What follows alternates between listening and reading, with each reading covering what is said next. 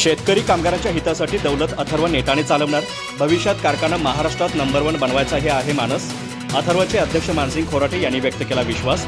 हलकर्णी येथे झाला कामगारांचा विमा धनादेश वाटप कार्यक्रम संपन्न. मी फक्त कंपनीचा मालक नाही, तर येथील कामगार वर्ग हे माझे कुटुंब आहे. त्यामुळे शिस्त आणि संयम यासाठी महत्त्वाचा आहे. भविष्यात हा कारखाना महाराष्ट्रात नंबर 1 बनवायचा मानस आहे. त्यामुळे कारखाना कामगार आणि शेतकरी यांच्या हितासाठी झटणार असल्याचा विश्वास अथर्वचे अध्यक्ष मानसिंग खोराटे यांनी व्यक्त केला. ते हलकर्णी येथे कामगारांच्या विमा धनादेश वाटप कार्यक्रमाप्रसंगी बोलत होते. AR लाड यांनी प्रास्ताविक केलं.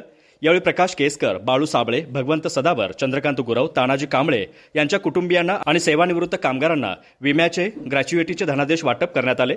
यावेळी ॲडव्होकेट संतोष मळवीकर म्हणाले, सुरक्षितता ही गरजेची असते. त्यासाठी आपण भविष्याच्या दृष्टीनं विमा कवच घेणं गरजेचं आहे. दौलतचे अध्यक्ष अशोक जाधव म्हणाले, कुटुंबांना आधार देऊन अथर्वने सामाजिक बांधिलकी जपली. सहकार आणि मालकी यामध्ये फरक असतो, पण सहकारापेक्षा जास्त प्रगती कंपनीत असते. त्यामुळे कामगारांनी सहकार्य करावे असे आवाहन केले. डॉक्टर भास्कर चौगुले यांनी मनोगत व्यक्त केलं. यावेळी मुख्य कार्यकारी अधिकारी विजय मराठे, उपाध्यक्ष संजय पाटील, भास्कर चौगुले, मनोहर होसूरकर, शांताराम पाटील, शिवाजी सावंत, सचिन नाईक, मानसिंग पाटील, गणेश रामपुरे, दयानंद देवन आदी उपस्थित होते. नारायण पाटील यांनी आभार मानले.